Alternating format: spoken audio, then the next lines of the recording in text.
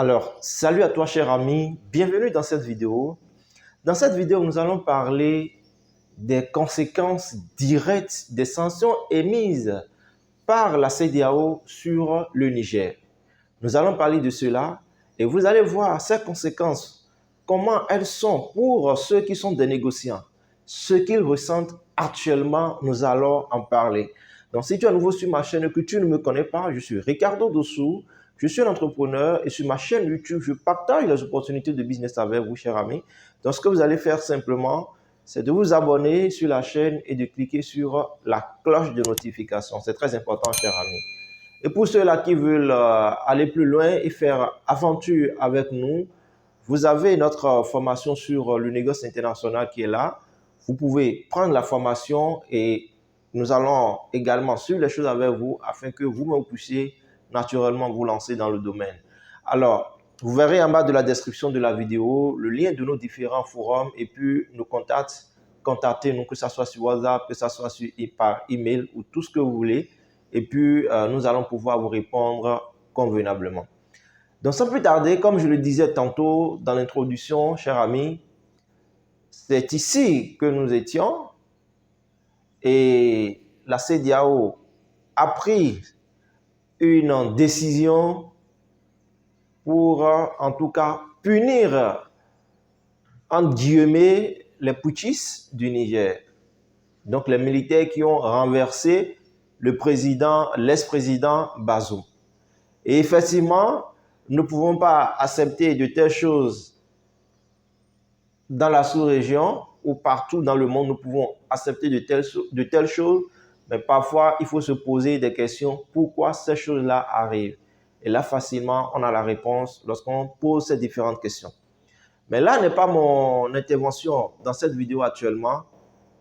Mais ce que je voudrais dire dans cette vidéo et qui est vraiment palpable, ce sont les sanctions qui ont été prises par la communauté économique de l'Afrique de l'Ouest sur le Niger. Les sanctions qui ont été prises ont des répercussions de façon sérieuse, des répercussions profondes sur les opérateurs économiques, que ce soit béninois, que ce soit nigérien et j'en passe.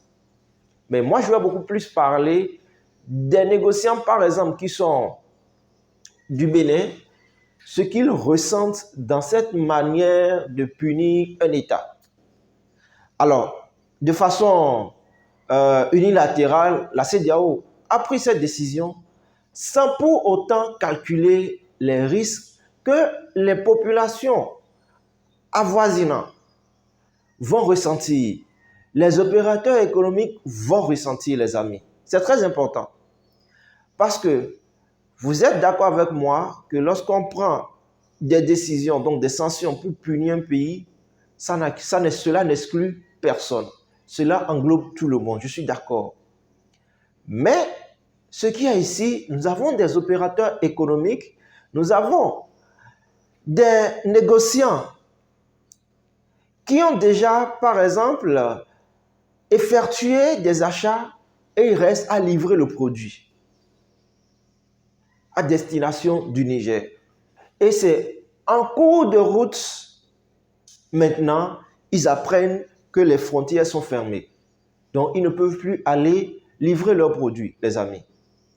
Et lorsque vous êtes dans une situation pareille, c'est difficile parce que vous avez, par exemple, loué le camion. Le camion ne vous appartient pas. Vous avez loué le camion et le camion que vous avez loué, lui, il doit aller au Niger. Et lorsqu'il va au Niger, il fait le déchargement et vous allez pouvoir le payer. Donc, vous vous êtes entendu sur un prix. Donc, lorsque vous avez pris le camion et vous avez chargé le camion de vos marchandises et que cette sanction-là survient et vous frappe directement, qu'est-ce que vous allez faire en ce moment? Le transporteur, lui, il n'est pas dans ce sillage-là. Donc, automatiquement, vous êtes obligé de renégocier votre contrat avec le transporteur. Vous êtes obligé de renégocier votre contrat avec le transporteur ou soit Si vous avez des magasins et que le produit n'est pas un produit périssable, vous êtes obligé en ce moment de retourner, par exemple pour ceux qui sont au Bénin en ville ou dans les magasins de stockage qui sont dans les environnements, à la frontière Niger, et puis déposer ces produits-là au magasin et puis libérer le transporteur. Et l'autre chose, nous avons les négociants qui sont là. Des gens qui ont obtenu des contrats. Ils doivent ils doivent traiter ces contrats-là. Ils ont déjà tout réussi, ils ont déjà tout réuni. La marchandise, elle est déjà prête. Et lorsque il va maintenant s'agir d'envoyer le produit à l'exportation, donc à votre client à l'extérieur, on vous dit que les frontières sont fermées. Donc vous ne pouvez plus envoyer vos produits à l'extérieur. Et lorsque je dis les frontières sont fermées, parce que le Niger, c'est un pays qui fait partie des pays de l'Interland, donc ils n'ont pas de port. Donc obligé, soit il vient à Cotonou, utiliser le port de Cotonou, soit vous venez, vous allez utiliser le port de Lomé, ce qui est plus proche de vous. C'est ça les amis. Et sachant que dans votre contrat, vous avez un contrat avec votre partenaire sur une durée. Donc automatiquement, cela empiète sur votre activité, les amis. Et quand vous êtes dans ce genre de situation, c'est pourquoi je dis souvent, il faut toujours prioriser lorsque vous êtes dans le négoce, mettre l'accent sur les assurances. Il y a beaucoup qui suggèrent et ne prennent pas au sérieux les assurances et disent bon, il n'y aura rien, non, comme c'est juste 21 jours, je sais, ça va aller vite, nous allons vite traiter le dossier. Non, les amis, on ne sait jamais absolument rien. Ceux qui sont au Niger, ils n'avaient jamais prévu cette année vivre cette situation.